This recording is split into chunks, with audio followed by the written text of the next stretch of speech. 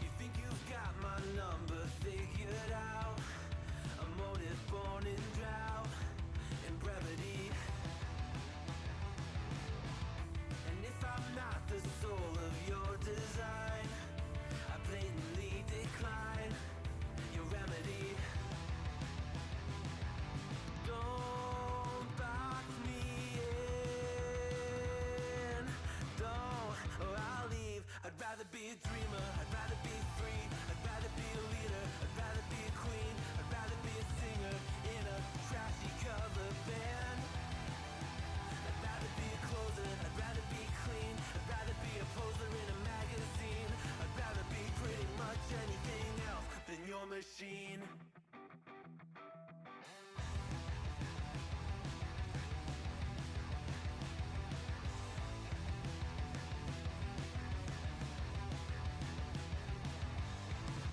Wasn't always just a single shade, a palette full of gray in reverie. And I can burn it brighter than the sun. I have a golden gun inside of me. Don't box me in, don't, or I'll leave. I'd rather be a dreamer, I'd rather be free, I'd rather be a leader, I'd rather be a queen, I'd rather be a singer in a trashy cover band. I'd rather be a closer, I'd rather be clean, I'd rather be a poser in a magazine, I'd rather be pretty much anything else. And if I fall behind, ignoring all the signs, if I lose the fight,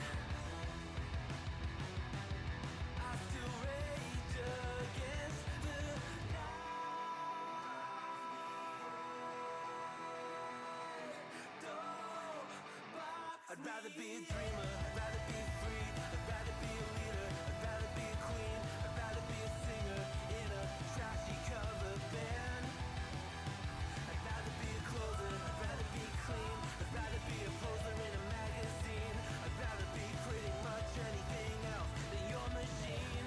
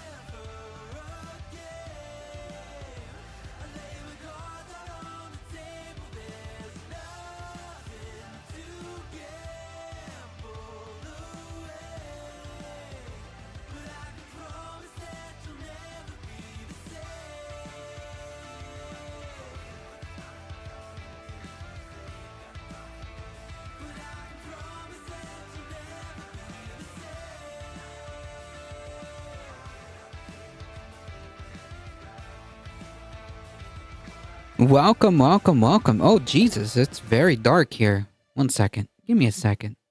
Gotta start this over. Can barely see myself. Sheesh.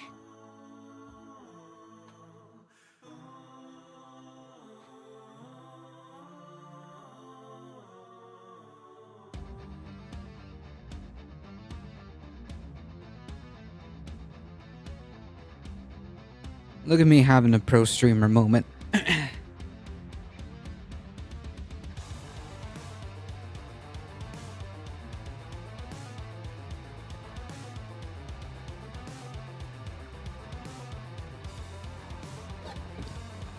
Peekaboo, indeed. Alright, let's try this again. Welcome, welcome, welcome to the, I don't even know what day it is. Whatever day it is today, thank you for hanging out, folks. I appreciate it. It is Wednesday, folks, okay? We're approaching weekend vibes. We're approaching weekend vibes.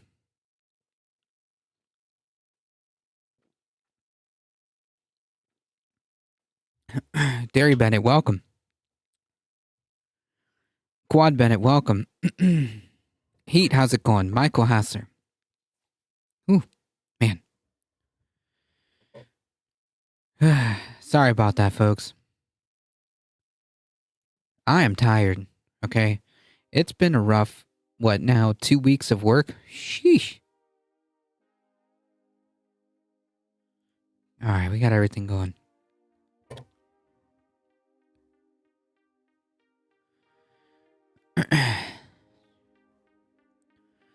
Folks, if you want to support the channel and you haven't done so already, consider hitting that follow button. Keep liking the stream on YouTube. I appreciate it. I see you. Subscribe on the YouTube channel. We're almost at 260. Join the Discord, folks. We're doing a movie event. We're doing a movie event this Saturday at 6 p.m. Kamikaze, welcome.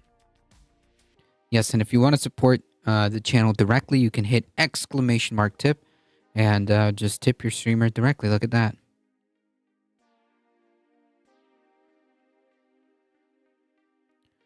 Let me see if I got... let me see.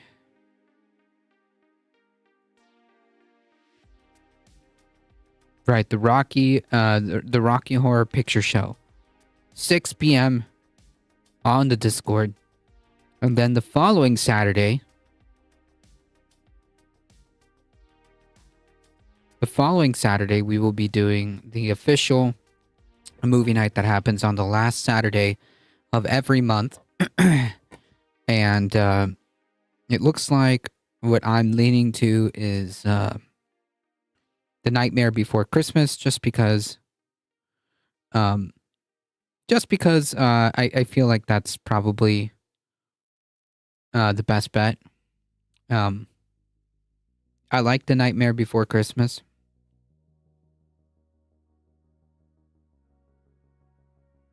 So I think that would be a good movie night.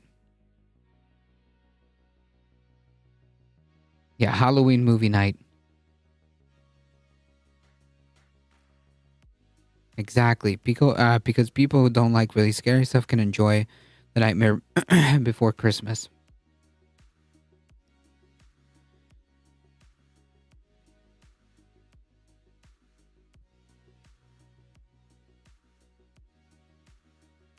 Yeah, it's been very slammed.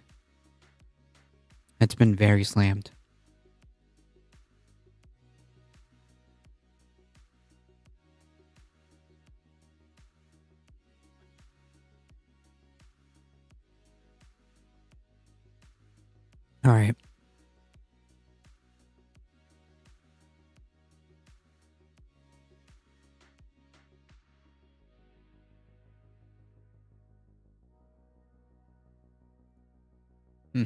I'm totally not a bot. Okay, well, welcome and thank you for the follow. Welcome, welcome. All right, folks, let's get started.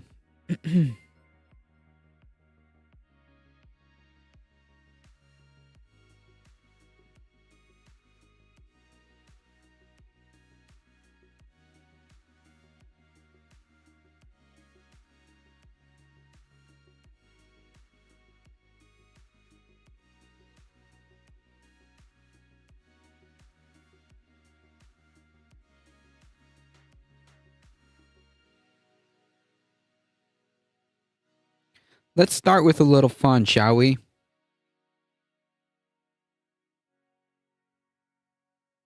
Will Ferrell and his best friend, Harper Steele, who is a trans woman, did a documentary, yeah. sort of road trip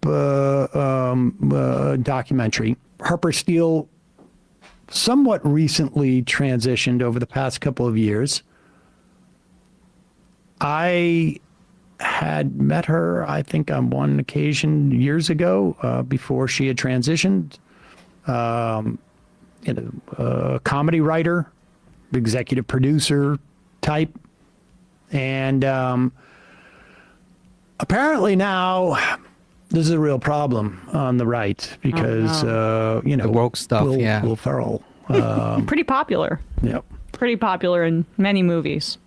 Yep. And here is the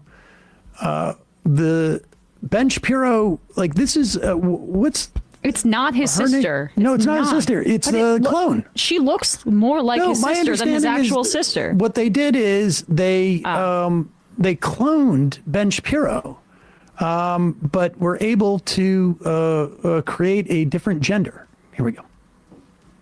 Of the trailer. Hi there. I'm Will Ferrell, one of the greatest actors in the world. A long time ago, back when I was at Saturday Night Live, I met a guy who was hired as a writer the same week I was hired. He wrote a bunch of sketches for me and eventually became the head writer of SNL. And over the years, he became one of my closest friends. And then one day, I got this email. Hey, Will, something I need you to know. I'll be transitioning to live as a woman. I don't doubt that Will is my friend. Again, the fact that this is a drama, that this is serious, is the most insane part of this. Like, this should be a comedy. The right thing to do would be to frame this as a comedic documentary style movie. And yet it's 2024, so no, we can't do this. This is the most serious piece of filmmaking that has come out of 2024. But I'm not Andrew Steele anymore. It was just, whoa. Like, why would this be a why would this be a comedy?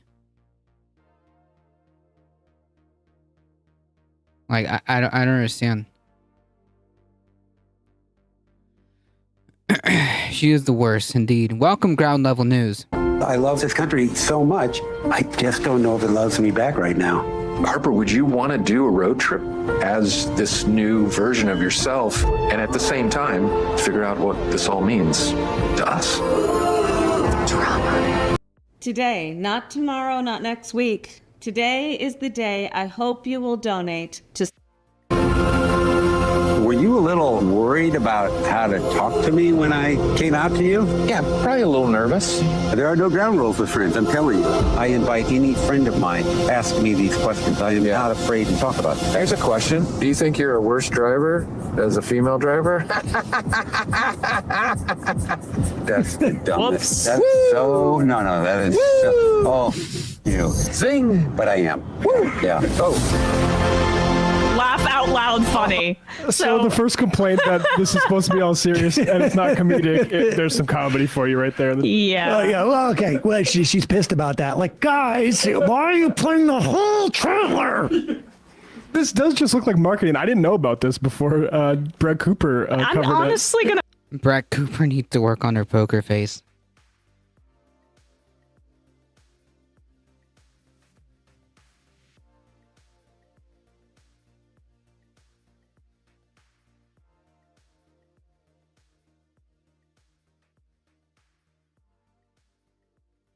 gonna watch it. It seems really sweet. No, it's interesting too, So right? I mean, lovely. for a lot of people, I mean, I've That never email. experienced with, someone that close to me transitioning. I would imagine it is both. There's a tremendous amount of anxiety, I would imagine, Yep. maybe not, on behalf of the person transitioning. How will I be accepted?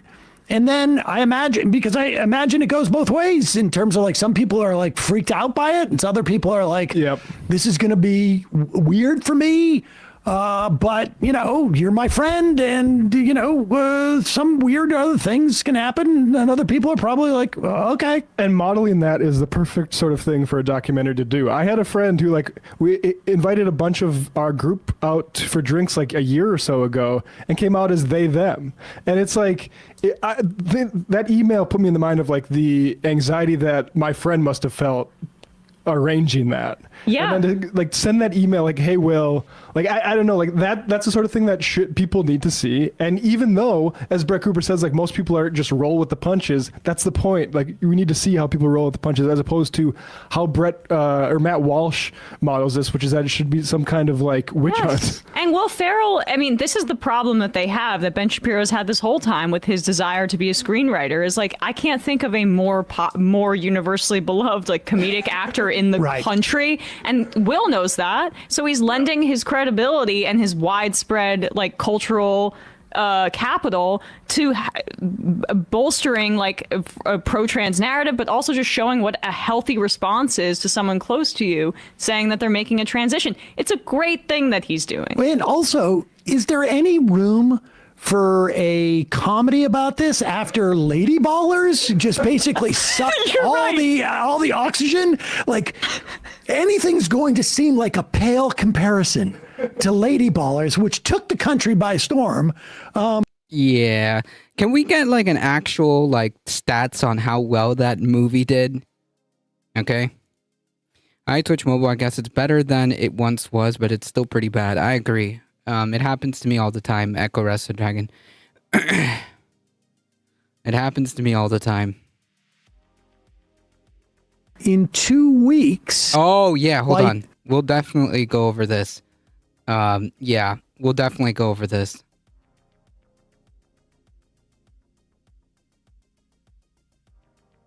You know how much money that made at the box office? No, you don't. And the reason why you don't know is because if it had done even marginally well, it would have been the only thing you heard for months about how, like, she would not be talking about the words movie would not come out of anyone's mouth at the Daily Wire if Lady Ballers had done millions of dollars at the box office. Yeah, and isn't she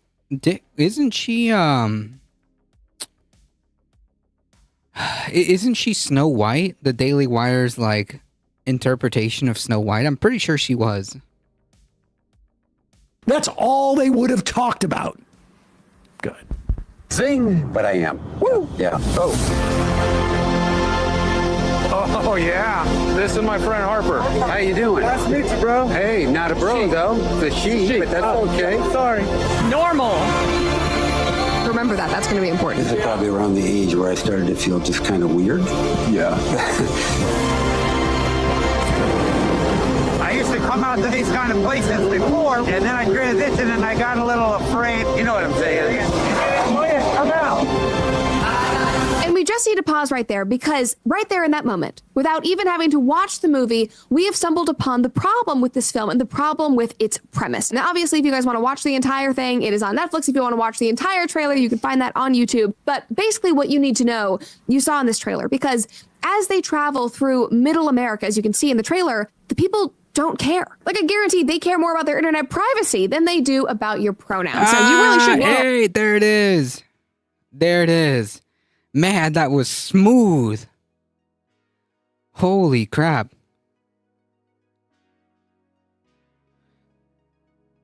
You know what?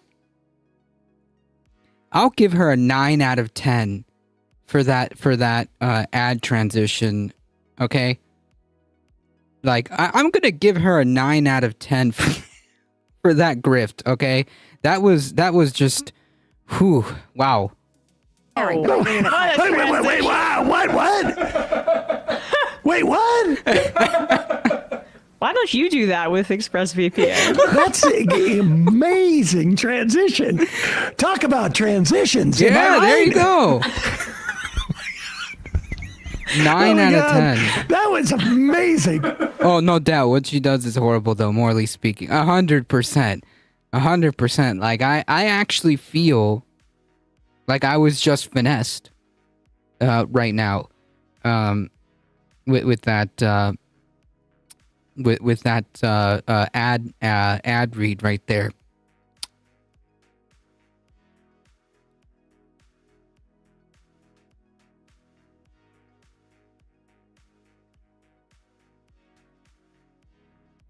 But you know what else is pretty well, you know what else makes me feel pretty finessed? When you hit the exclamation mark merch store, you can actually look at my personal merch that I have put on this store that does print on demand, and you can actually order by hitting the exclamation mark merch. I'll give that one a 5 out of 10. Okay.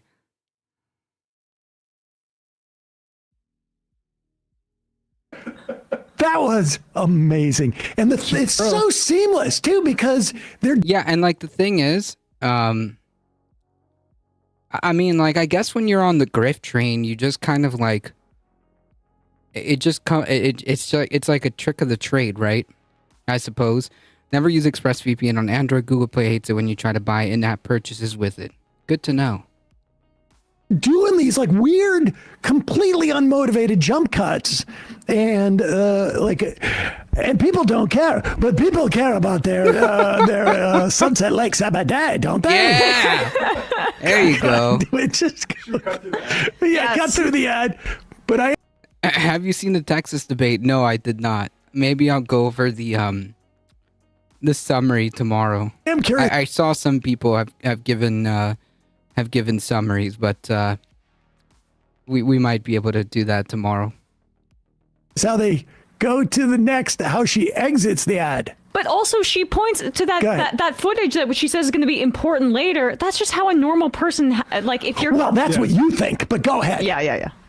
That is expressvpn.com/Cooper to redeem that deal. I mean, guys, we already saw that 2 minutes into the trailer. Like, when that one guy mistakenly called him bro, he quickly apologized. He did not react further. And then at a very Americana, very redneck racetrack, another man simply tells Steele to not be afraid and to come out and watch if he likes it. And then just watch this last clip. I'm not really afraid of these people.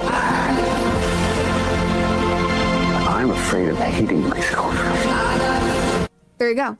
I mean, that was probably the most important moment of the entire trailer. I mean, Steele says the key line, I'm not really afraid of these people. I'm so sleepy. Me too. I'm afraid of Me hating too. myself. And that goes against literally everything that we've been told, everything that the media has been screaming at us for years. I mean, it's almost like gender dysphoria is in the American Psychiatric DSM. Oh my Wow. God. All right. I'm sorry. wow. Pause it for a sec. No, it's almost like she decided to make a choice that made most sense for her. And by the way, she misgenders Harper the entire segment there. But she made a choice that made sense for her. And it's freaks like you, not regular people at the bar that you're talking about or at the racetrack, who are politely corrected and then change and go, oh, I'm sorry, your pronouns are she, her. That's a normal human interaction. And a not Daily Wire viewer interaction. Exactly. And Right. Like normal people don't go around like acting like Brett Cooper. Okay. I agree, Quad Bennett. Skip Snow White and the Evil Queen on Daily Wire Plus and Benke. I'm good on that. I agree. that's the myth busting that's at play here. No, that is she's afraid of people like you creating a culture that says that trans people should be dehumanized, as opposed to regular interactions with normal people who, for the most part, just want to have a pleasant interaction and don't want to be so mean and callous to somebody that they just met. Right.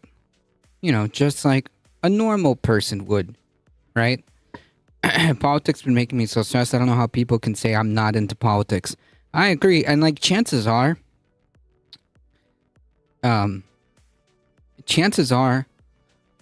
they are, like they are. They just don't want to be too forward with what type of politics they're into.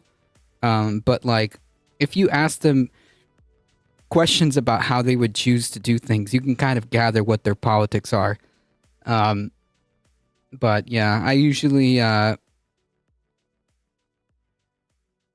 I'm usually skeptical when people say that they're not into politics. Lewis Black did a funny monologue on The Daily Show about undecided voters. Was that recent? I do like her ability to both like not even watch the entire trailer, but to still make the full-on assessment. She knows what the context in which it was funny. Steele says those words. It's fascinating. And like, yeah, it's probably a little bit like easier. what I just saw it come up. Gotcha. could make a trans person hate themselves after transitioning? Could it be that they are treated in such a way that begins to implicate their sense of self? Right. Like, yeah, that you can go to a bar and even in middle America, as this actor from Bellingham, Washington says it, and people will be polite to you. Yeah, that's something I've always been said. It's a little bit different if you're not, say, Will Ferrell's friend who's been in Hollywood for a long time and maybe you're a kid. And Yeah, like most people would be. Like, why would you, like I'm saying most people, because obviously there's always going to be exceptions, but like, yeah, most people don't care. Like, most people would just be like, oh, okay, or I'm sorry, and proceed to use, the pronouns that you prefer. And that's the end of it. Like, that's how it should be. And most people are like that. Most people are not like Brett Cooper and the Daily Wire freaks. Come out and all of a sudden that parent as a Daily Wire viewer and isn't so conditioned to be so accepting of such things. You know what else? There's a camera. That's also. That's how they shoot the documentary.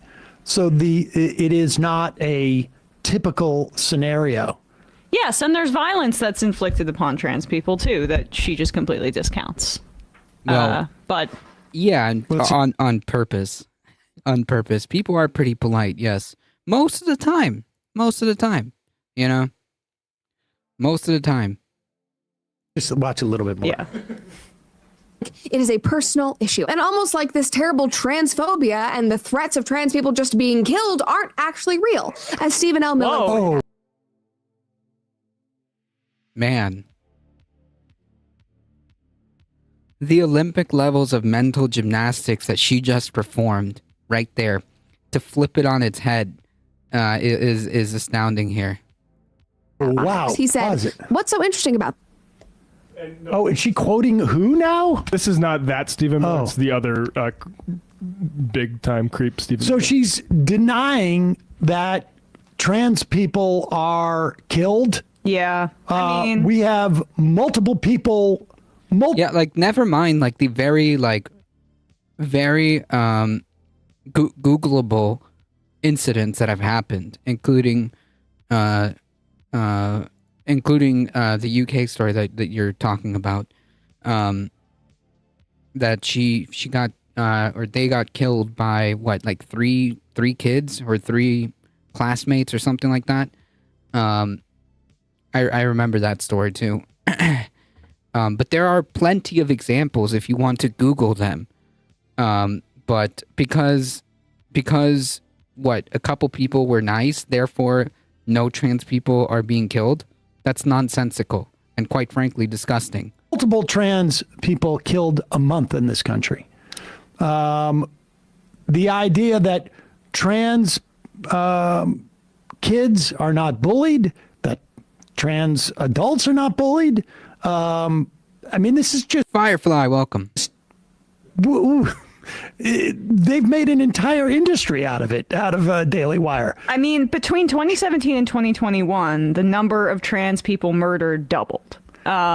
Their mental health days, if you look at like just days of the month on average that you lose to say negative mental health, it's like a week on average more than a non-trans person. It is perfectly legal in the vast majority of states to fire a person because they're trans, to refuse to rent to them because they're trans. She's probably at this network with money that they have generated from literally anti-trans programming. Go ahead. This is that Farrell's own film proves that people aren't threatened by trans people. His own film literally shows him taking his trans friend to country hick bars and dirt car hick races filled with Trump voters, and none of them care. There's even a scene where he, she, they says that they're scared to come out to places like this, and then it turns out that they all basically just say, hey, do what you want to do. It's the Borat syndrome. Borat went into a Christian conservative's home in a bag to try to outrage them, and they were still polite and caring to him. The Netflix film about Farrell's trans friend proves the exact opposite point of the trans genocide bigotry that they try to push. Ma'am, you are literally denying that something very, very Googleable is happening to trans people.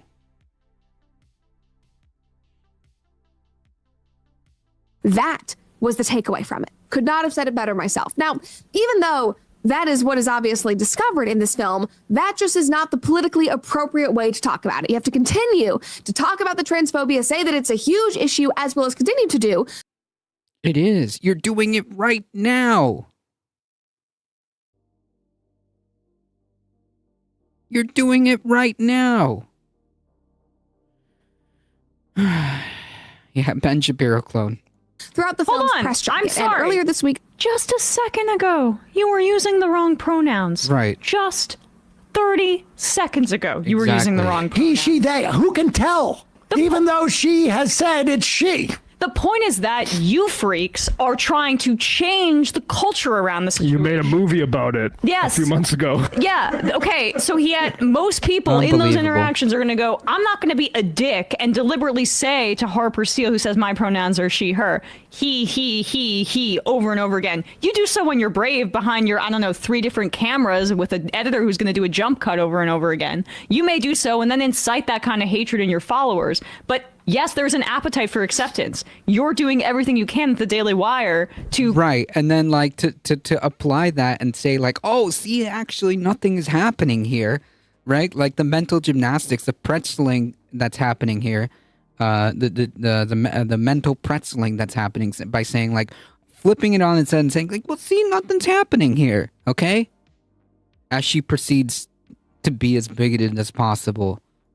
completely undercut that. It's just, what point are you even It making? doesn't prove prove the point against us. It proves that we are right and Yeah. winning on this issue. That's exactly that's literally what I'm, yeah. Like, this documentary proves that transphobia isn't real. So here I'm going to tell you why trans people aren't a real thing by misgendering this person. I mean, And this has give me a always been the break. case on this issue that like anyone growing up, I remember like as a young kid, you hear about like intersex people. The language was different, but it was also just like, who cares? None of your business. You know, like what is going on with their genitals, for Christ's sake. Yeah. And the Republicans are running on this, by the way, again, Yep. after it was a failed strategy in 2022. Yep. I hope it works out. I mean, I hope it doesn't work out for them, but it's just amazing to me that they think this is a winning issue. And she made the point right there that it's not. All right, couple IMs, then we'll get out of here. BRB Forever. There's a great video called Why Transgender Women Belong in Women's Sports on a YouTube channel called Squid Tips, which is mostly a motorcycling channel. The host interviews a transgender pickleball player, and she talks about the whole process of transitioning as an adult with pictures from childhood through the whole process. The channel's most popular video. How I went from transphobe to trans ally, it's nice. called. That sounds pretty good. I'm a Geordie enthusiast. I recently caught an episode of All in the Family where a trans person who was a friend of their family was killed. The whole episode hinged on that event, and that was back in the 70s. Yeah. Yep. Norman Mailer was a very progressive guy. Yep. You see this in the context of All in the Family, the Jeffersons, what was the Dynamite one? Good Times. There was a couple other shows. Space Case. Fem Shapiro missed her chance to play the soundbite of Will's friends being afraid of hating herself, then going right into a BetterHelp ad. Tic-tac-toe. You don't need to be a trans person to have moments of doubt. That's a human thing. By the way, if you want the direct source of what they were talking about earlier, this is the direct source.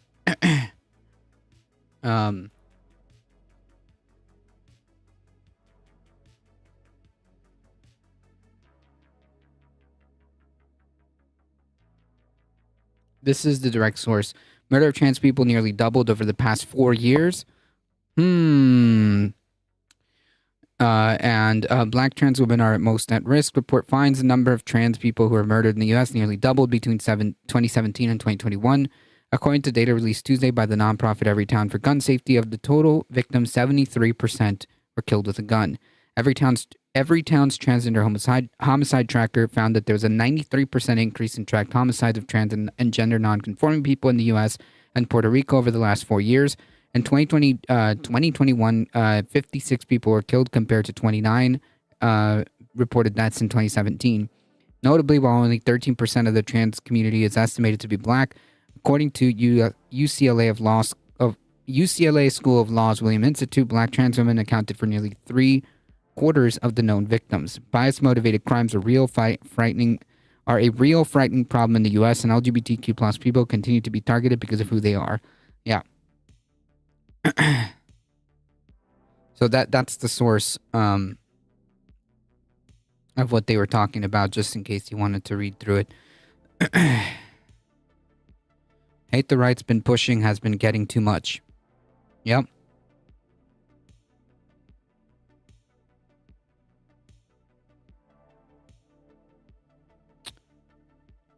Yep. How about adopting a philosophy of don't be an a-hole? Indeed.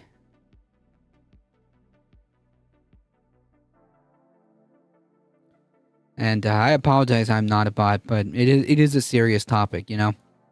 And you're right. It has been getting too much.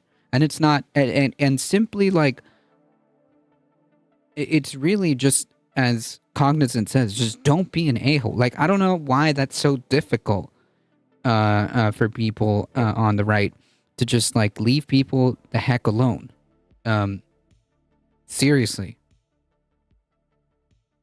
Charlie Sheriff, FYI, there's a scene in that documentary where they get booed at a Texas restaurant for her being trans, apparently. Cat. So is Brett saying that everyone should do what those two people did and accept people when they correct others on their pronouns? Exactly. Or should we do what has been preached by the right for years and you should immediately piss your pants and cry? Also, yeah, I mean, as she misgenders her, also, how many times do you think Brett Cooper people have thought that person was he, him? Hey, folks, don't forget to hit the subscribe button.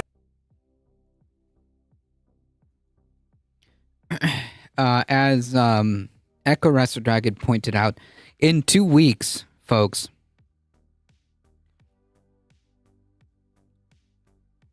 Oregon Gal, follow the golden rule. Treat others as you wish to be treated. Yeah, exactly. If you don't want to be bullied, don't be a freaking bully. Right? Nobody wants to be bullied. So don't be a freaking bully.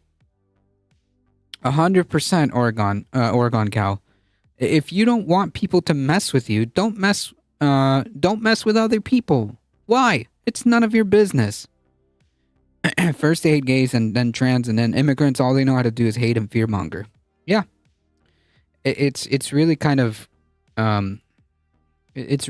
core to that ideology, right? Like that's how this works. It is a core tenet of the right-wing ideology, right? Because it's necessary, right? You need to have an other to target, right? If it's not gay people, it'll be trans people, immigrants, whatever minorities that they can otherize because they have no power is who's gonna get the target, right? Because that's just how that ideology works. They need an other. So yes, you are correct.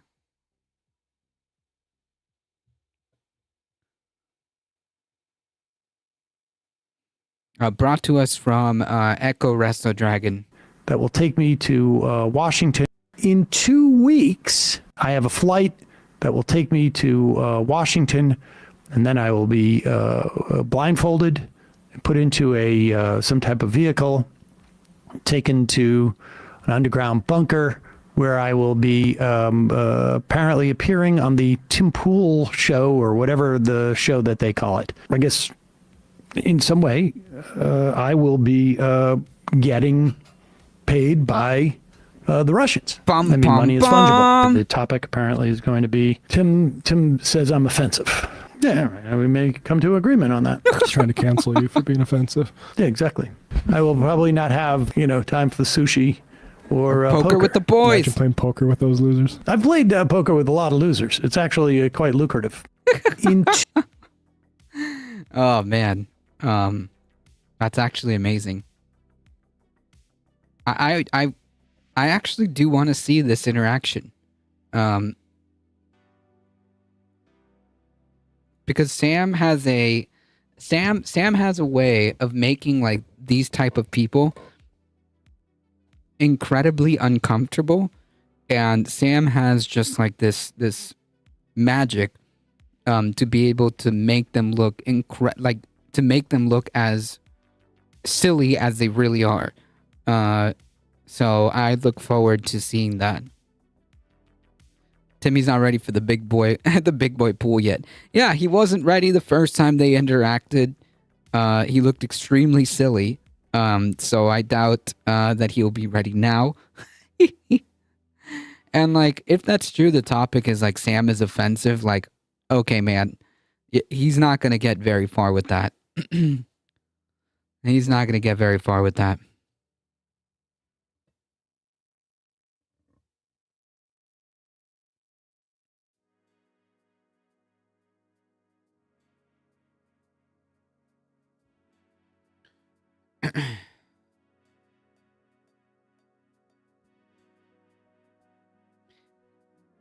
God knows to whom.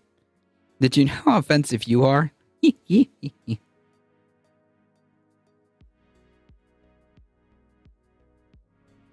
still pretty funny people think it's okay for foreign presidents with a bunch of classified docs to talk with Putin.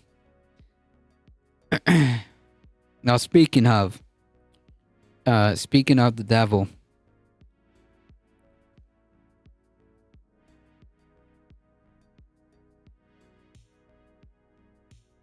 I did have something else lined up, and now I can't find it. Oh, okay, I got it. We'll talk about it right after. I did bring it up. Hilarious, like a convicted felon running for the highest office without Barry. It's amazing. Like, when you see it that way, and like you just really, when you think about it, it's just like, it's so absurd. You would almost think it's like parody. But it's not. I'm trying to determine why my cabbage stew has the consistency of lasagna. Huh. Does it taste like lasagna? Because otherwise it wouldn't be a problem. Maybe too much cabbage in the cabbage stew. Trump's rhetoric is getting increasingly dark and more explicitly fascistic as we get closer and closer to Election Day, and as a result, some pundits finally feel comfortable enough using the F word to describe him after nearly 10 years. Imagine Diddy trying to run for office, and that's basically Trump. Yeah, you just slap on a little fascism, and yeah, you slap on a little fascism, and that's it.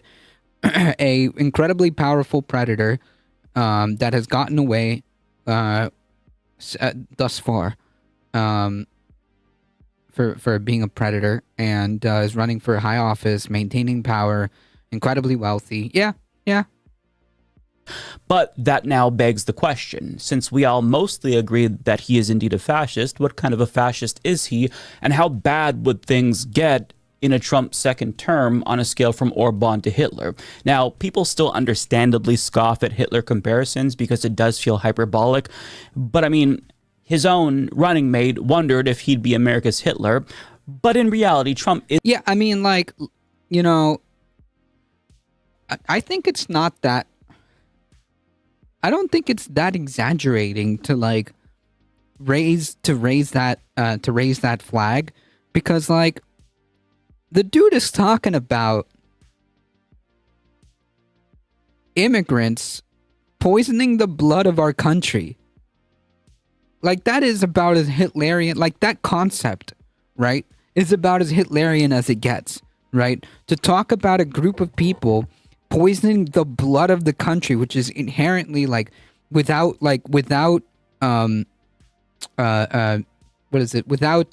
shadow of a doubt, that is fascistic rhetoric, right? Because the way fascists think about a country as if it's like some kind of living entity, right? That the country is the nation, and that itself is like a concept to them, right? Like a concept that's alive to them. That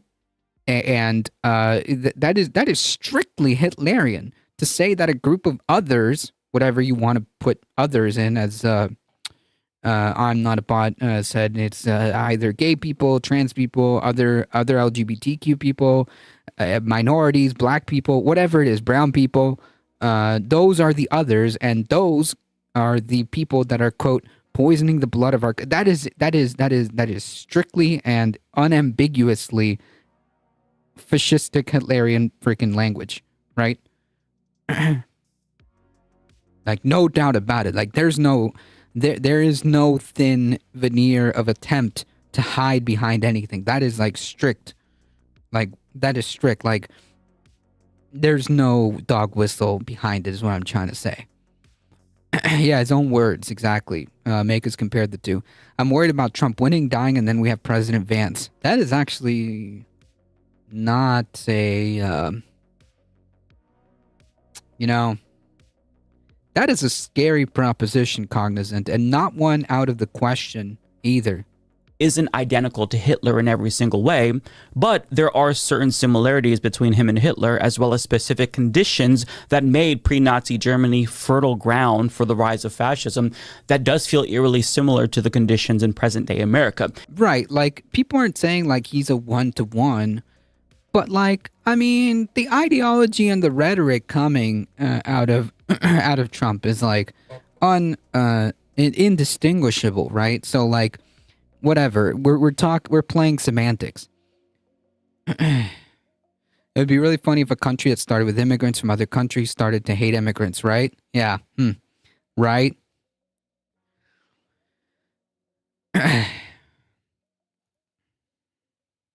Let's not dive too deep into the history of this country and how it was founded. And I think it's important and necessary to point that out. So I want to start with a more recent ominous statement from Donald Trump that served as, I think, a wake-up call to some pundits who were still apprehensive about using the F word. I think the bigger problem is the enemy from within, not even the people that have come in and destroying our country. By the way, totally destroying our country. The towns, the villages, they're being inundated. But I don't think they're the problem in terms of election day. I think the bigger problem are the people from within. We have some very bad people. We have some sick people, radical left lunatics. And I think they're and it should be very easily handled by, if necessary, by National Guard, or if really necessary, by the military.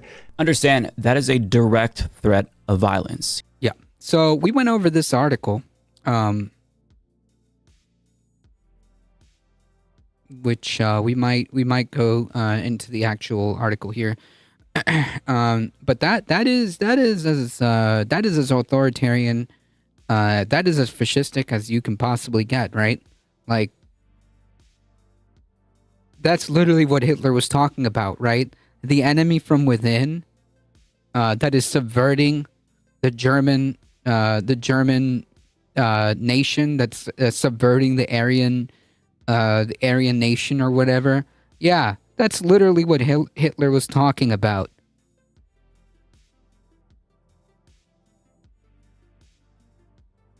He wasn't strictly only talking about Jewish people, although that was his main scapegoat, but he was talking about radical socialists who needed to go as well because they were in collusion with the Jewish people to bring down Germany. Like, you see how this all kind of ties together, right?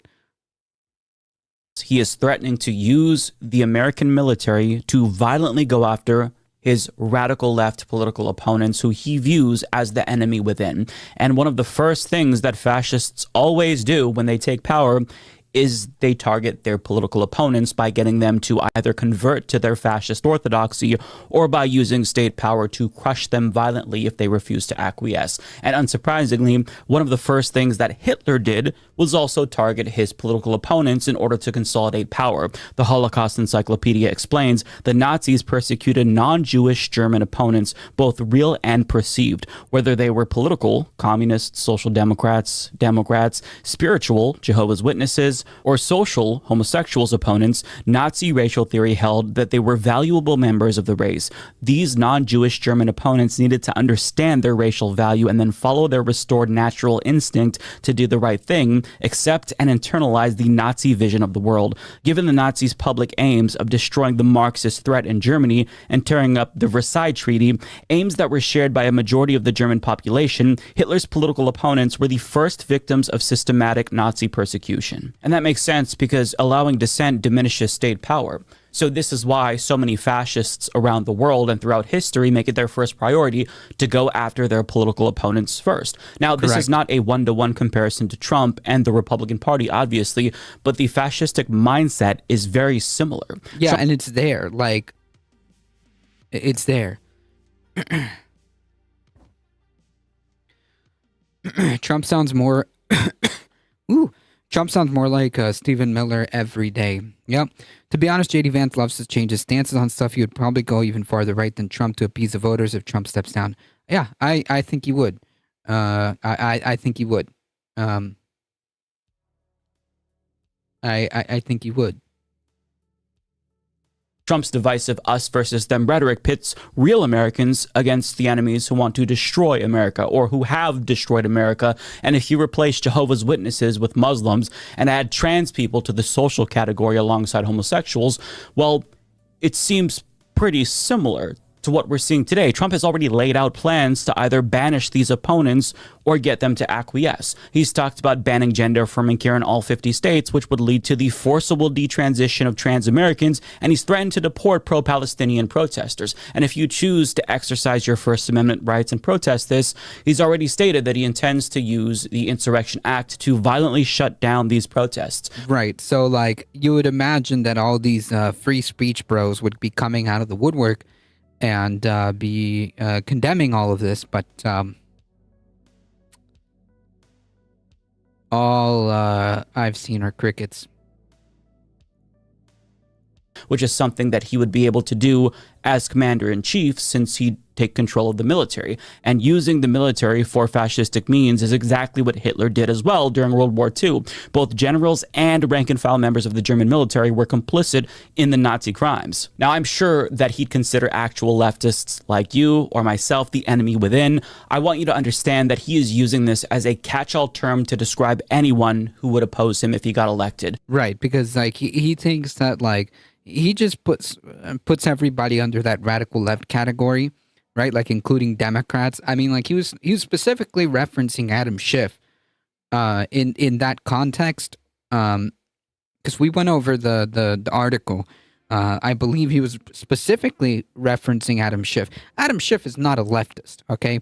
Adam Schiff is not on the left by any means in comparison to like who leftists really are and what a leftist really is. So no, he just means that people that oppose him, as Mike Figueroa is saying. It's so funny all Republicans talk about is how old Biden was, but Trump's going to be pushing 83 after office, I think. Yeah, and notice how none have been talking about Trump's age, right? Including news pundits and media companies that he wants to shut down. Now, this isn't theoretical. He's explicitly said that he wants to revoke the licenses of media companies that he thinks are biased against him. So CBS gets a license, and the license is based on honesty. I think they have to take their license away.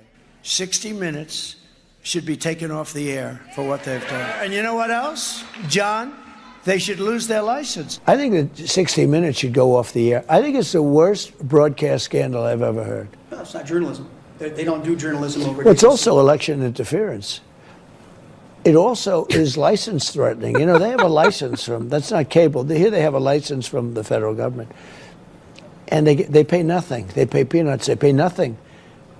Correct. It seems even if you're center-left, even if you lean left, centrist, you're basically radical left and socialist. Correct. Correct. They should take that license away from CBS. Him going after CBS is one of many examples. Trump allies also threatened to revoke the federal contract of a consulting firm for criticizing J.D. Vance. And going after opponents in media or opponents with a lot of influence makes a lot of sense if you're an authoritarian, because they pose the biggest threat to legitimacy since they have very large platforms. Now, unsurprisingly, Hitler also destroyed free speech in Germany when he came to power. The Holocaust Encyclopedia explains, when the Nazis came to power in 1933, the German Constitution guaranteed freedom of speech and freedom of the press. Through decrees and laws, the Nazis abolished these civil rights and destroyed German democracy. Starting in 1934, it was illegal to criticize the Nazi government. Even telling a joke about Hitler was considered treachery. People in Nazi Germany could not say or write whatever they wanted. Examples of censorship under the Nazis. You know, if Trump had his way, he would absolutely do things like this, because like he can't stand criticism. He cannot stand criticism, and his narcissism will not allow him to accept that. So like, yeah, I totally would believe that if Trump had the ability to, he would act in this manner. Now, here, I don't know how much he would be able to do, but if he had the power like this, he would. I have no doubts in my mind. Included closing down or taking over anti-Nazi newspapers, banning and burning books that the Nazis categorized as un-German, among other examples. But I mean, it sounds pretty familiar, doesn't it? Yeah. Now, maybe you still think that it's not that uncanny, or argue that Trump is more similar to different fascists throughout history. And I think that you can make that case. But when it comes to immigrants, I don't think anybody would deny that Trump sounds a lot like Hitler when he talks about Yeah, them. I mean, like, you know, he's not like a strict like fascism 1-to-1, but like he's a rebranded fascist, he's a rebranded neo-fascist candidate. Like that's just what it is. I think Trump's just a puppet to set up America for even worse Republican presidents after his term. Sheesh, I don't even want to think about that. But I will say this. He certainly has opened the door. Now,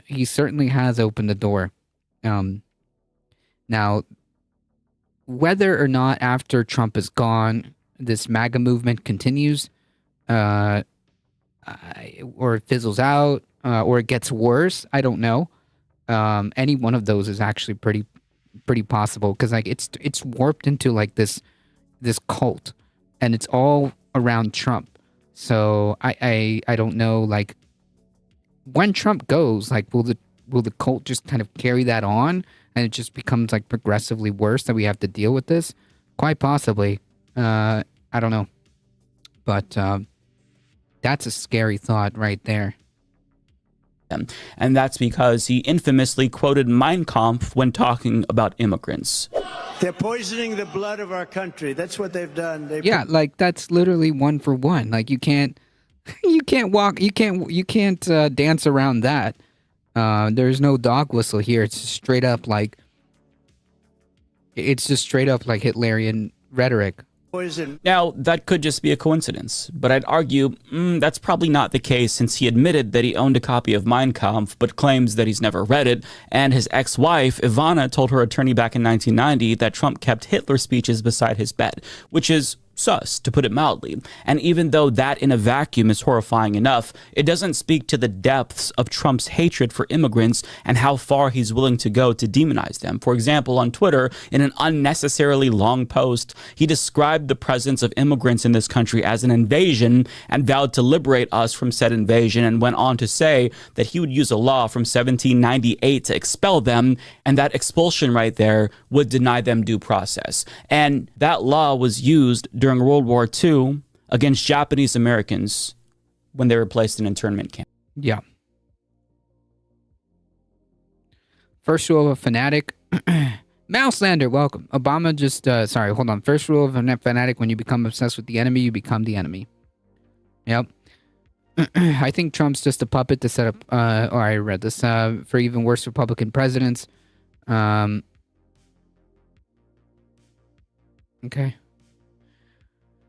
I fear Trump being elected and Trump having to leave office for health or the 25th. The JD Vance would be our worst nightmare. I think Cognizant was raising that concern.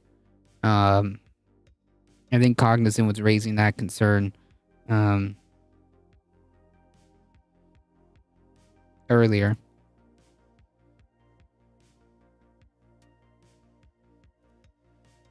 And mind you, just to be clear, like the Republican Party has been talking about immigrants like this for quite a while now. But Trump has just taken it to a level that is quite alarming. I mean, seriously, like it is disturbing to hear a politician who could potentially be in one of the highest positions of power talk about immigrants like that. To say those words is just disturbing. I think JD Vance's wife's parents were immigrants. Yes. Liam Payne. Oh shoot. He passed away? Holy cow.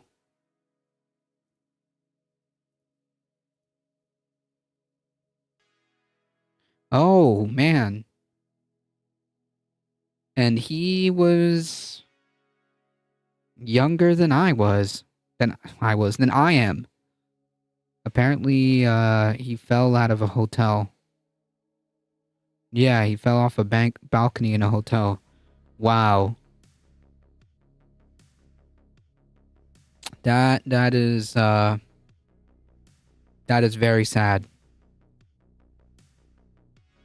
That is very sad. He was 31, yep.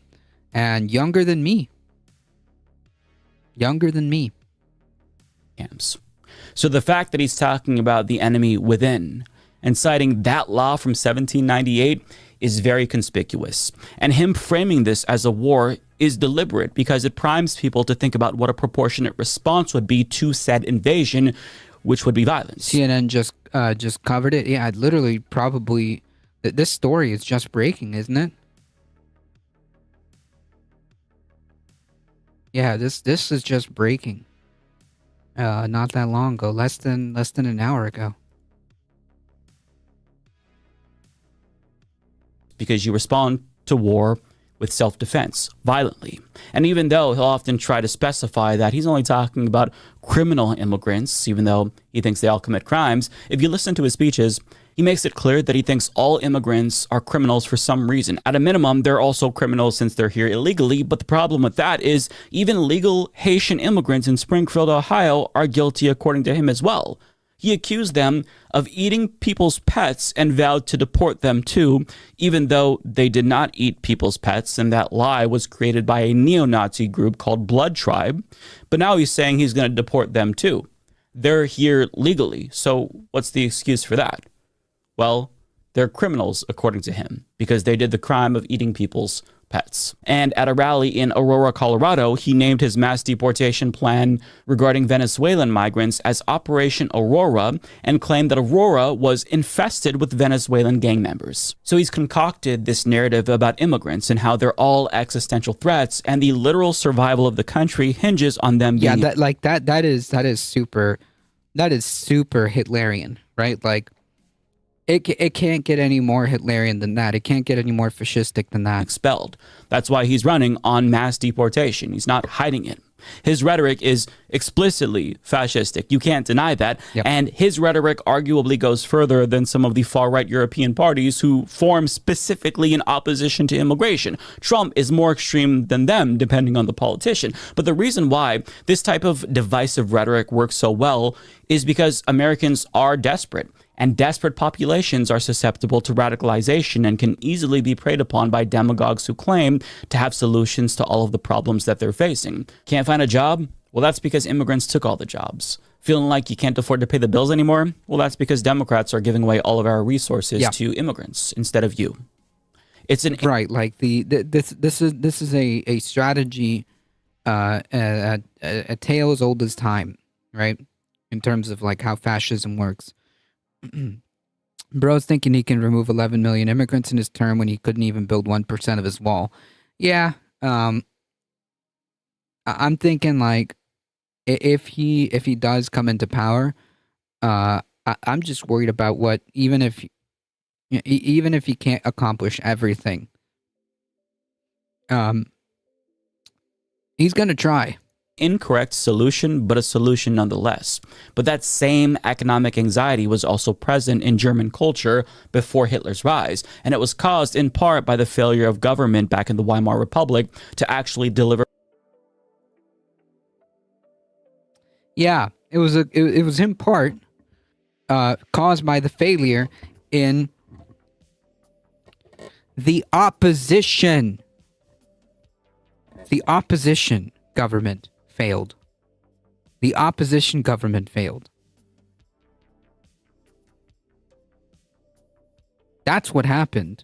Besides, like the economic problems that kind of compounded, the opposition government failed. Hello?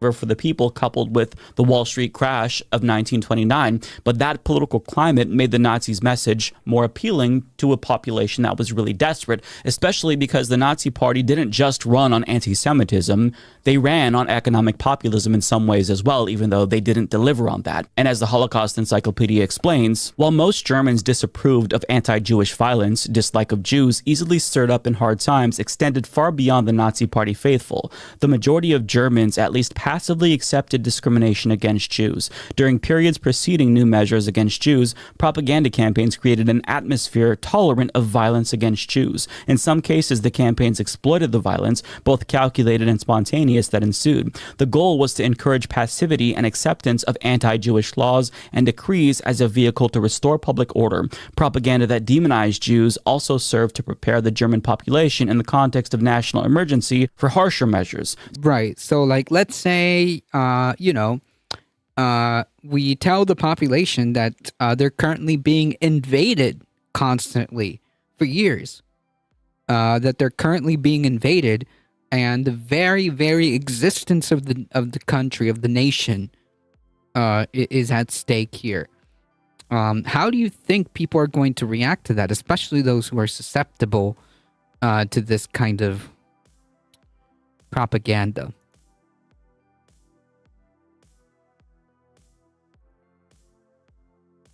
At this point, I would almost bet American dollars that you could sell concentration camps to these to Trumper people. You could sell them on the idea of putting people in concentration camps and trains and whatnot. I bet you can convince Trumpers to actually be on board at this point. I think that it wouldn't be too much of a stretch to sell them on the idea, because I mean, these people have been told for years and years and years that they're being invaded, that their anxiety, economic anxiety, just like the Nazis did, we're talking about just like the Nazis did, they can sell them on the idea that it's these immigrants, right? It's these brown people that have taken away your jobs, they've taken away your resources. The other day, Trump was saying that the reason why you can't get into hospitals is because immigrants are taking up hospital beds. So all of this is the reason why you, white man, are suffering. So if these people are the reason why you, white man are suffering, I've got a solution. One could even say it's a bit final. I mean, like, how far of a stretch is that? It's not that far. And that is extremely freaking scary and alarming.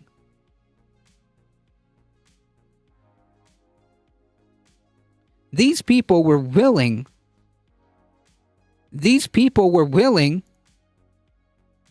to engage in insurrection for this dude.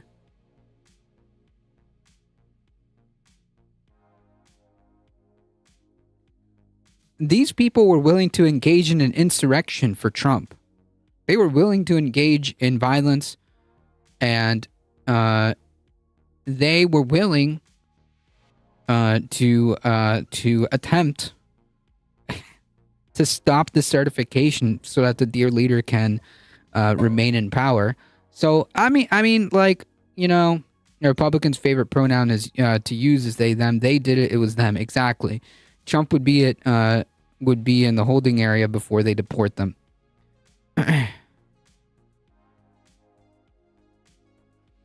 Don't bet American money. That is just worthless. And where are they now? Prison. Yep.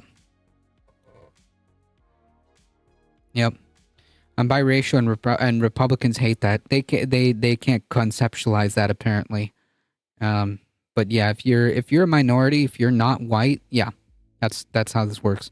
So, and like, I'm being dead serious.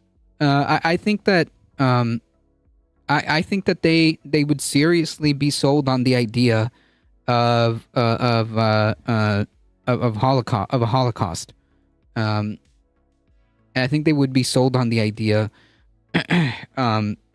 very easily, uncomfortably easily, right? After years of this propaganda, now here comes Trump and tells them, "Don't worry, I got it." Like, it's so freaking like skin crawling to think that you know, if the dominoes fall in a certain way, that's a thing that can happen. You know what I mean?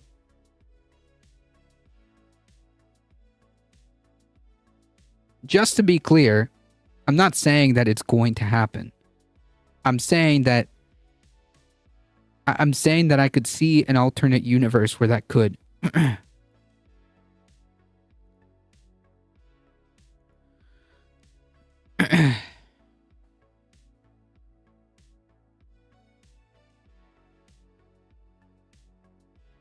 The country was founded on genocide. It's always there under the surface.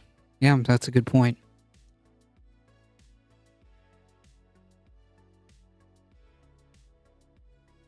If Trump said the sky was green, people would bow and kiss his boots and say he's right. Yep.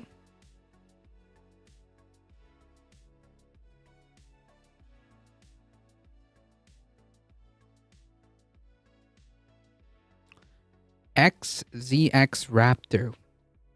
Quite a rap sheet there. Such as mass deportations and eventually genocide. And right now, the American population is feeling very xenophobic, in part because they've been duped by Donald Trump to think that immigrants are the cause of all of our problems, but also because Democrats haven't been pushing back against this xenophobic rhetoric, and they've also shifted to the right on the issue of immigration. So, I mean, as Mark Twain put it, history doesn't repeat itself, but it often rhymes. And I think that it's understandable to be fearful after seeing the parallels between Hitler's Germany and Trump's America, even if they're not identical. But the difference between us and the Weimar Republic is that our democracy, as flawed as it is, has withstood the test of time up until this point. The problem is that Trump has systematically eroded checks and balances, and it's kind of hanging on by a thread at this point. The institutions that protected us the last time won't necessarily protect us this time if he's elected, and he has a plan to dismantle the things that protect us. Project 2025, one of the first things he'd do is implement Schedule F, which would give him total control of the executive branch. No checks and balances anymore. And to make matters worse, Trump is pretty open about the fact that he doesn't believe in democracy, which is something that no fascists believe in. And rather than assuaging the fears of Americans who worry about him becoming a dictator, he said point blank that he would be a dictator for a day, which is how it always starts, right? Yeah, just a day, right? If Trump does what he threatens, U.S. economy would go into a recession in part due to loss of workers. Well, the difference is Republicans would actually believe it. Well, I mean, like, if you look at some of, like, the more, like, super liberals that can't see anything wrong, like, I understand what Xenocider is saying, but I don't know. Both sides are equally. I don't think so. I'm gonna disagree with that. I just don't think so. I don't think we're, like, dealing with apples to apples. Does that make sense? I don't think so. Like, it's way different than, like, dealing with an outright fascist party and one who is not. I mean, like, it's just apples to. This is not an apples to apples comparison. He even told Christians that they'd never have to vote again if they vote for him this one last time. And unsurprisingly, him and his allies are already laying the groundwork for another coup attempt in 2024 if they lose. Trust the process this time around. I'll let you know in about 33 days. I think there is going to be some cheating in this election. I think non-citizens are going to vote. Who won the 2020 election? Could you just answer, did Donald Trump win, yes or no? Yes. He did win? Yep. Do you believe he lost the 2020 election? I think that Donald Trump and I have both raised a number of issues with the... As a German, in my point of view, comparing Trump with Hitler is a bit extreme. Not really. Not really. Not really.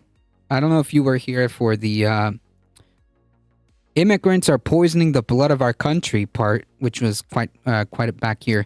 But it's literally like as Hitlerian as you can possibly get. Saying that one group of people is poisoning the nation, is poisoning the blood of a nation. That is just as Hitlerian as you can possibly get. So no, I don't think it's extreme. I think it's pretty appropriate, and I think it's scary that it's this close. 2020 election, but we're focused on the future. I think there's an obsession here with focusing on 2020. I'm much more worried about what happened after 2020, which is a wide open border, groceries that are... I know that, but there's a difference between racism and complete fascism. What do you think he's talking about when he says that a group of people are poisoning the blood of a... I can't... it just doesn't make any sense. That is explicitly fascistic rhetoric. That is the problem.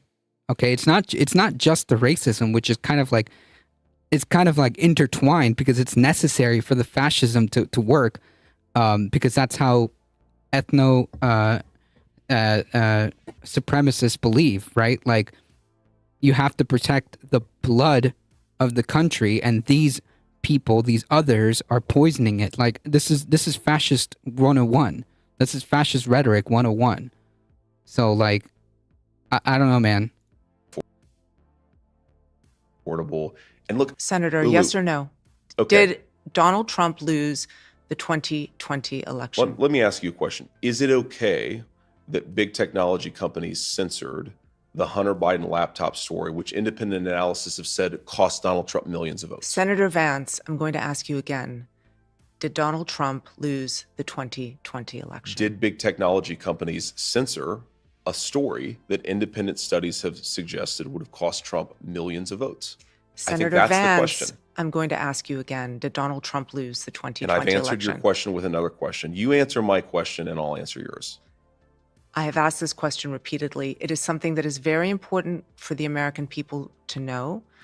There is no proof, legal or otherwise, that Donald Trump did not lose the 2020 election. You're repeating a slogan rather than engaging with what I'm saying. Senator, would you have certified the election in 2020? Yes or no?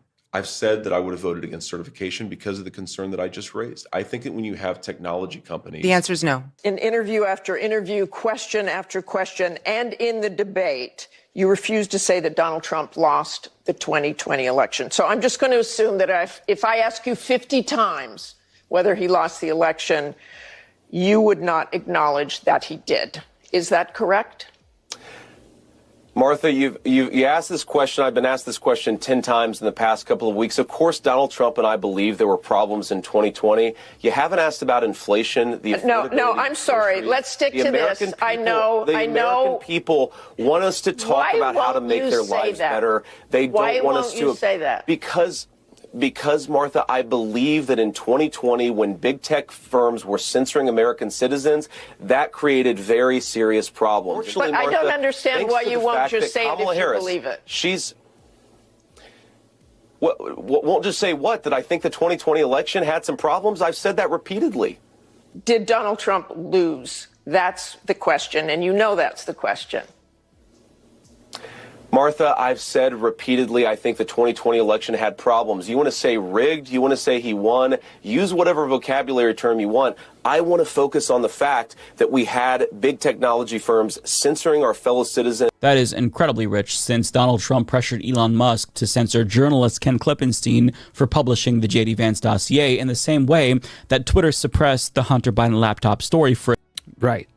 He's not good enough to spar with these journalists. a day. They said that was bad, but apparently censoring Ken Klippenstein is A-okay. But put aside that hypocrisy and understand that their unwillingness to accept the results of the election will be used as a future justification to systematically dismantle democracy. Right, and it's actually just that is also like incredibly fascistic, right?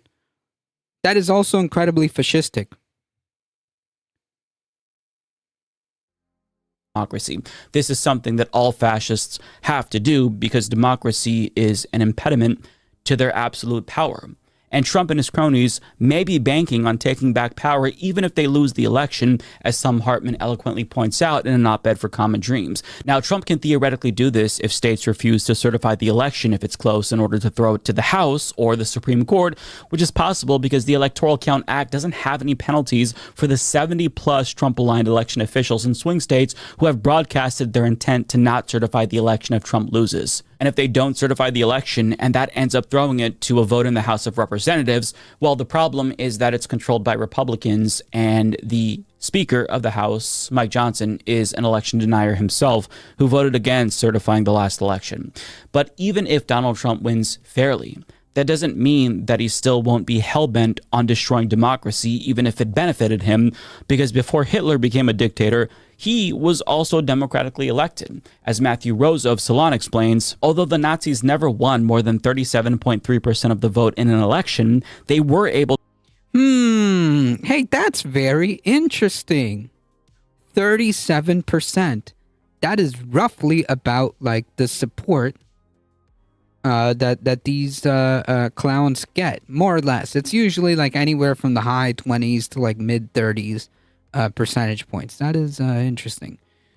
Elon Musk's Twitter is not fun at all. All that ever trends is right-wing stuff, and now people can be openly racist and not get banned. Yep. To leverage that minority into seizing power in 1933. Shortly after that, they began to systematically dismantle the democracy that had been created after the German Revolution, suppress and murder political opponents, implement policies that oppress Jews and other minority groups, and lay the foundations for an aggressive foreign policy to reestablish a German empire. Over and over again, these actions were rationalized as being not exactly evil or discriminatory, but as a necessary response to the fact that so many people were convinced Germany would have won the Great War, as it was called at the time, if it hadn't been stabbed in the back by a cabal of enemies. Now, to be clear, I'm not saying that I think Trump plans to murder his political opponents, but I do think I think that if he had no consequences and had absolute guarantees that nothing would happen to him, I think he would. Yeah, but there's a difference between German voting system and the American, especially to that time. Yeah, it's true. I just found that interesting. In Germany, you had like 12 parties at the time, and other parties collaborated with Hitler, and they thought they could influence him. Guess that went wrong. Yeah, kind of like how conservatives in the Republican Party thought that they could control Trump.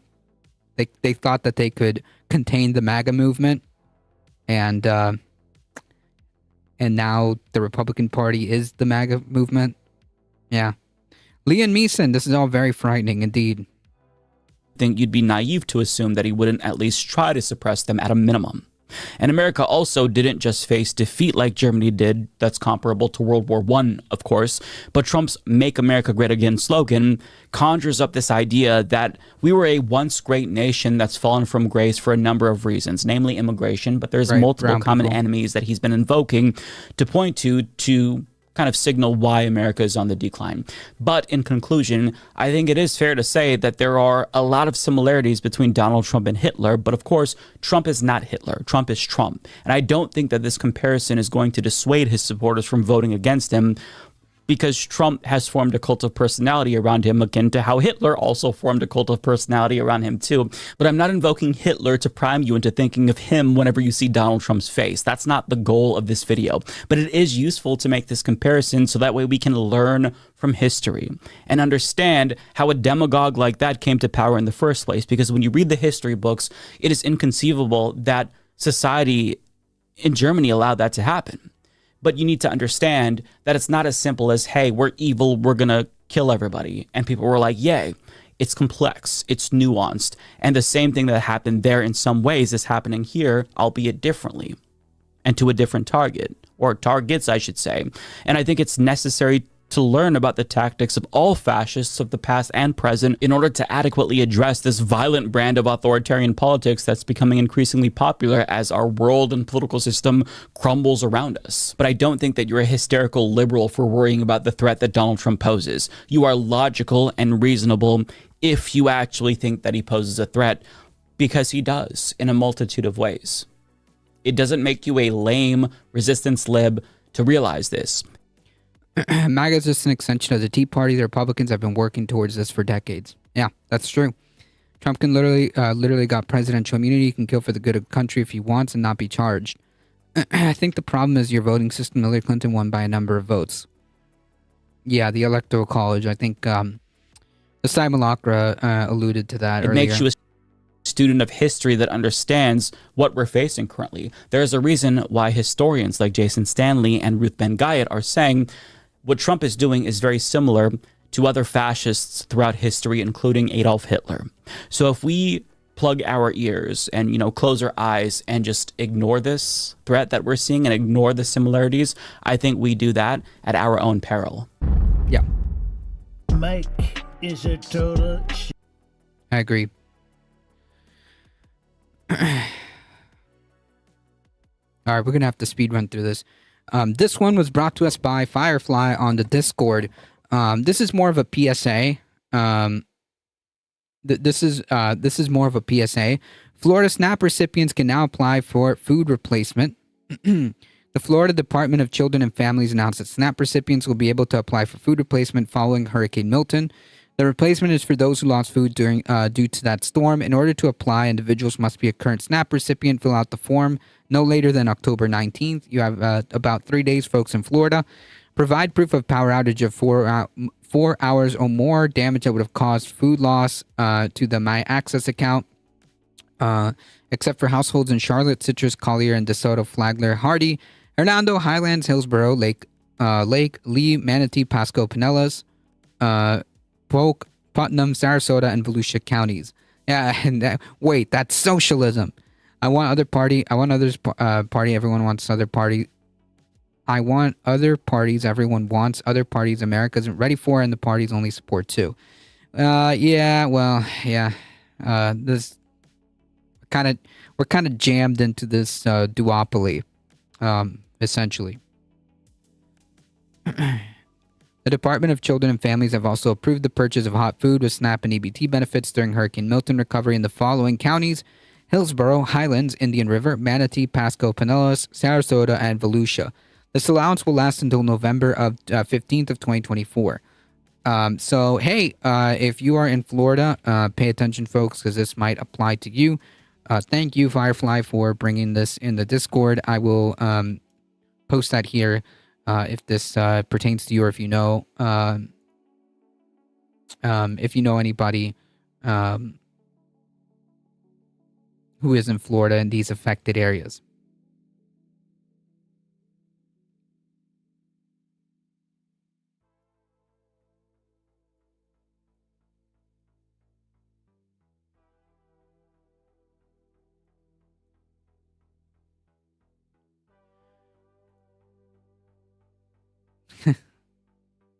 It's funny. Elon Musk gives pro-Trump PAC $75 million, announces Pennsylvania voter tour. I'm so glad that Twitter has been this bastion of centrism and apoliticalness. Sarcasm heavily implied here. Tesla and SpaceX CEO Elon Musk has rapidly become one of Donald Trump's top political donors, and he is now emerging as one of the Republican presidential nominees' most visible surrogates. Yeah. Yeah, and frozen peaches. Yeah. The land of frozen peaches. Musk, the world's richest man, has given nearly $75 million to America PAC, the super political action committee he created earlier this year, largely to back Trump. The new FEC filings revealed nearly $72 million has been already spent in, I guess, defending Trump. Probably. The group's massive haul came entirely during the third quarter between July and September. Musk is the only contributor listed in that period. The PAC, which was formed in late May, reports have spent a total of $102 million in the presidential race so far, according to the FEC. Unlike most super PACs, however, America PAC is not spending its money to reserve expensive television airtime to run ads. Instead, the group's filing show that it is paying canvassers and funding direct mail, text, and phone banking. Meanwhile, Musk announced overnight on X, the social media site he bought for $44 billion, that he will embark on a multi-day speaking tour through Pennsylvania, the all-important presidential swing state. Tomorrow night through Monday, I'll be giving a series of talks through Pennsylvania, Musk wrote at 12:26 on Wednesday. If you'd like to attend one of my talks, there's no attendance fee. You just need a signing a petition supporting free speech and the right to bear arms and voted in this election. Nice meme. Nice meme.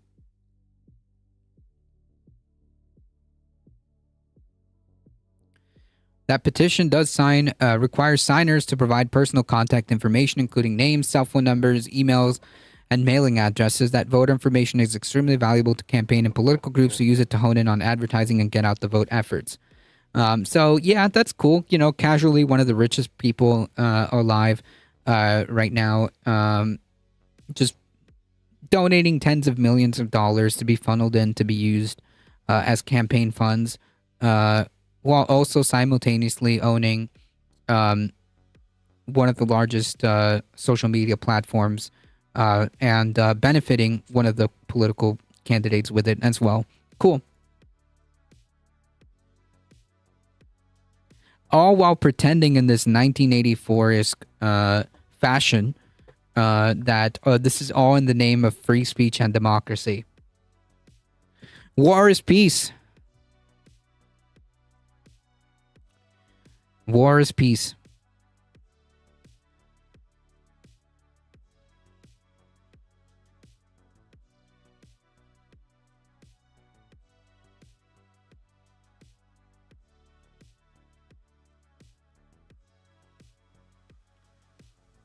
That's right. Freedom is slavery.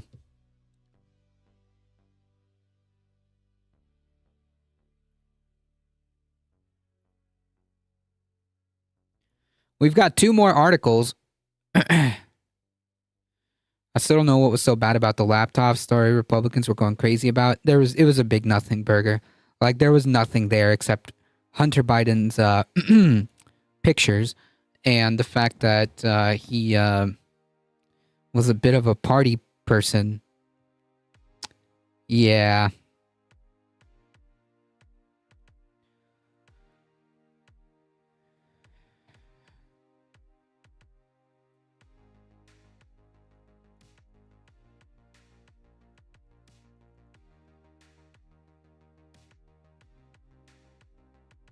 Pestis cholera. We got two more, and they're not bad. They're not bad articles. They're not bad articles. The Georgia judge blocks rule requiring hand count of U.S. election ballots. Plague is cholera. Georgia judge on Tuesday yesterday halted a new rule requiring poll workers to hand count ballots in the U.S. in November's U.S. elections in a defeat for Trump, whose Republican allies pushed to change after he lost the battleground state in 2020.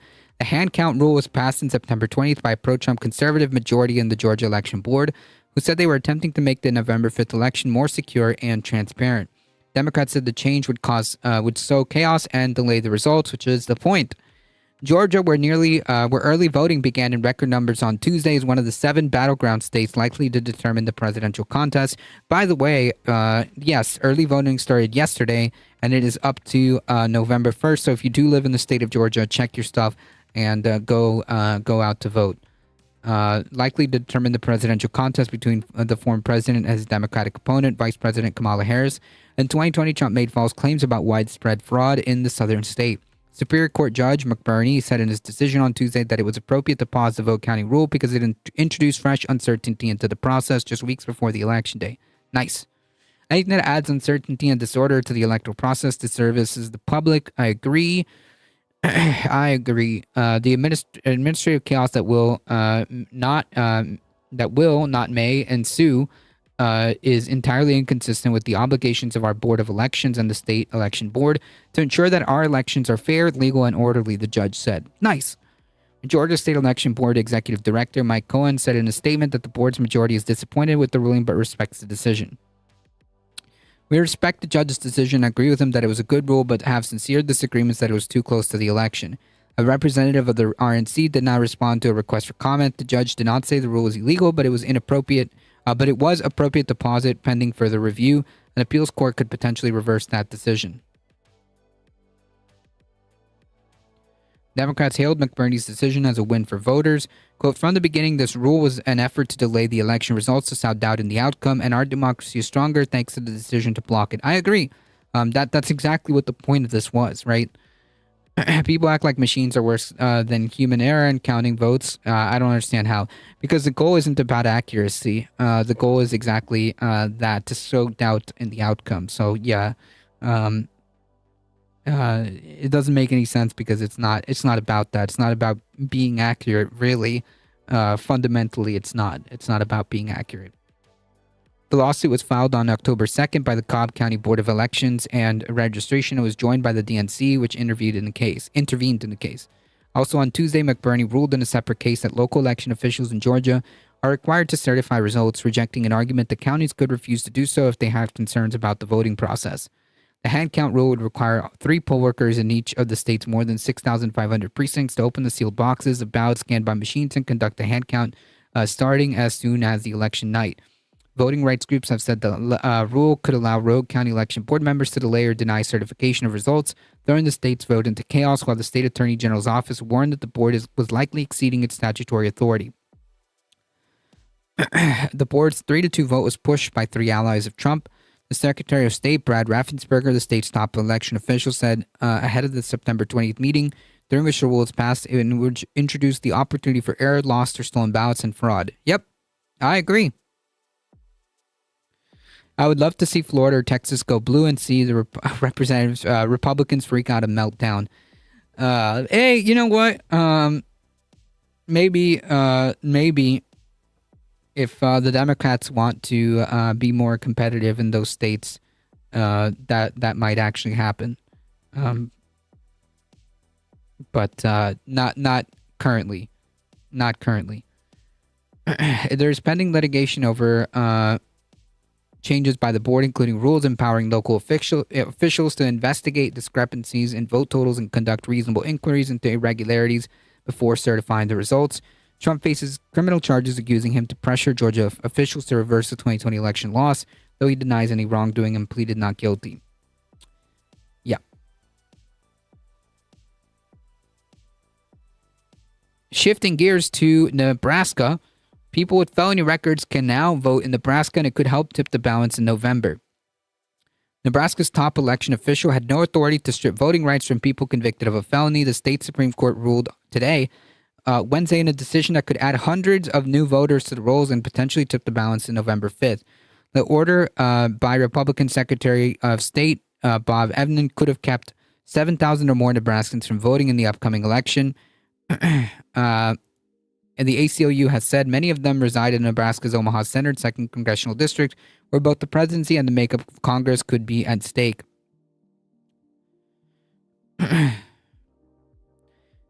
Evnen in July had ordered the county election officials in Nebraska to reject the voter registration with those of felony convictions, citing an opinion from the state attorney general.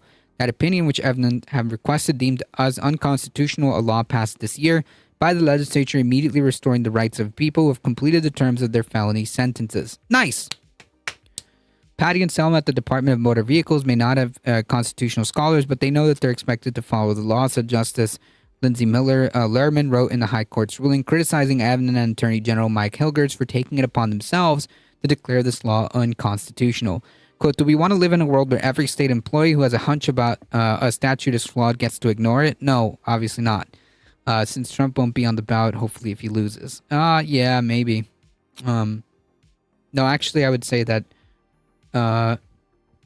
most likely he will not be on the ballot if he loses going forward.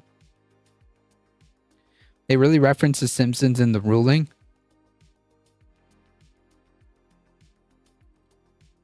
Is that a Simpsons quote?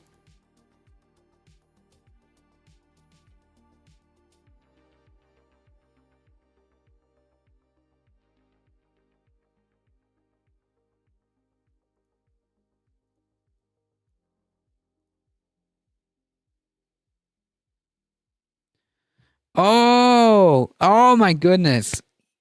Patty and Selma, Marge's sisters who work at the DMV. Oh, gotcha. Man, that's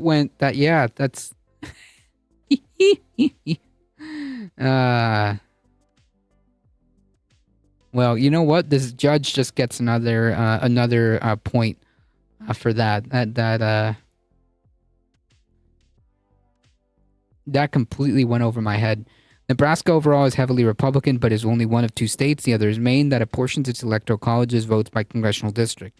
The Omaha area district has twice awarded its votes to the Democratic presidential candidate, to Obama in 2008, and again to Biden in 2020. In 2024 presidential race showing by polling to be a dead heat, a single electoral vote could be decisive. Yeah.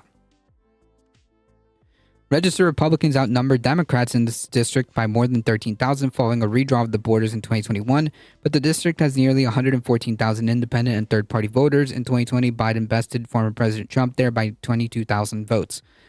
So, yeah, I think this is great. This is great news. And I'm glad that these folks will now get their right to vote back.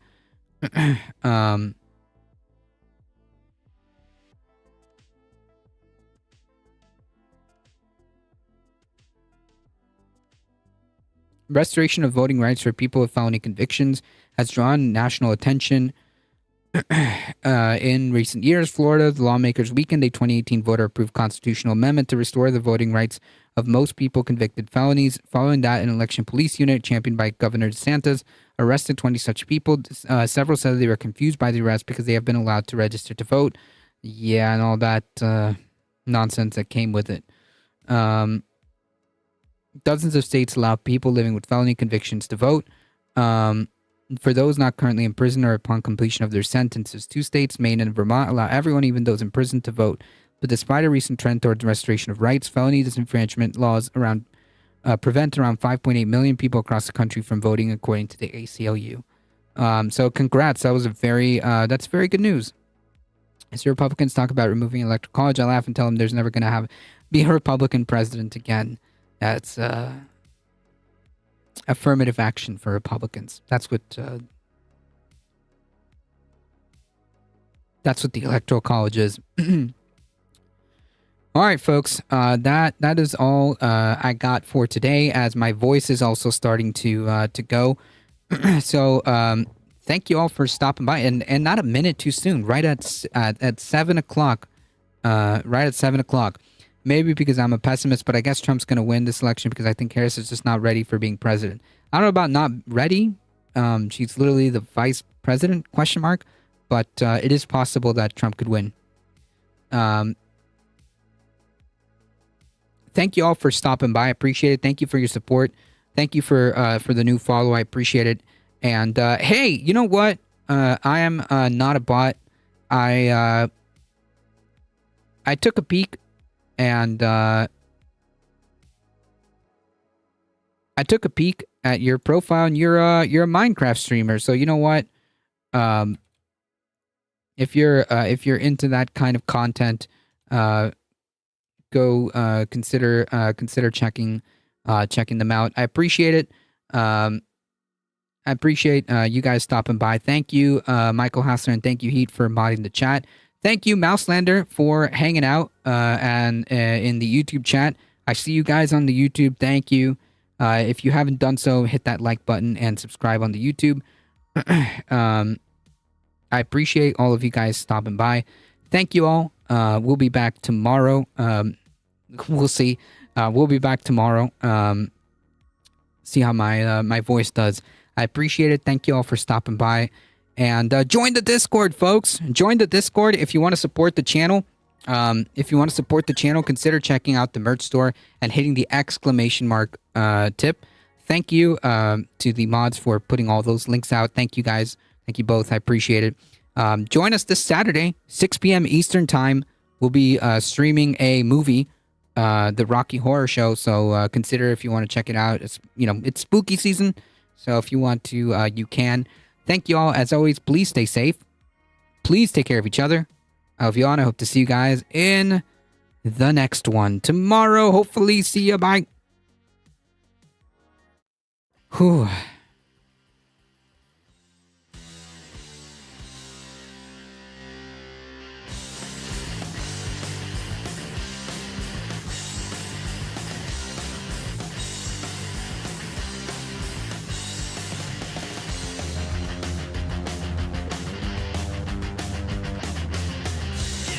Whew.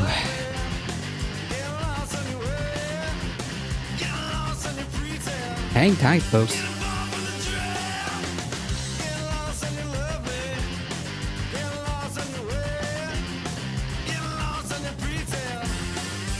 Thank you, Captain Passion. All right, folks, we're heading out in 5, 4, 3, 2, 1. Bye-bye.